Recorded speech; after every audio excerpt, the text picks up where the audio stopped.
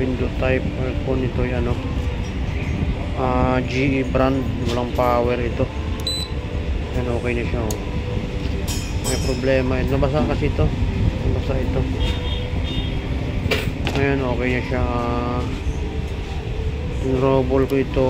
May problema kasi, may error din kasi ng F1 kasi putol yung sensor.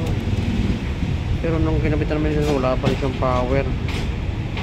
Ang problema nito, walang power. Buo naman ang supply galing dito sa kanyang standby transformer, wala pa rin siyang power. Buo naman ang supply ng 5 volts, wala pa rin siya.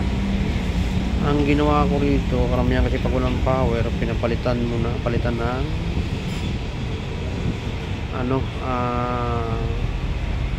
crystal, yun, nagka-power na siya. Okay na siya, wala na rin error kasi nagpalit na kami ng indoor sensor.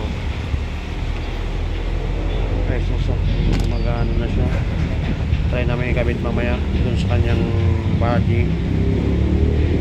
Mag-error kasi ito, gawa nga ano, wala niya nakabit yung pang ano. Ayos na.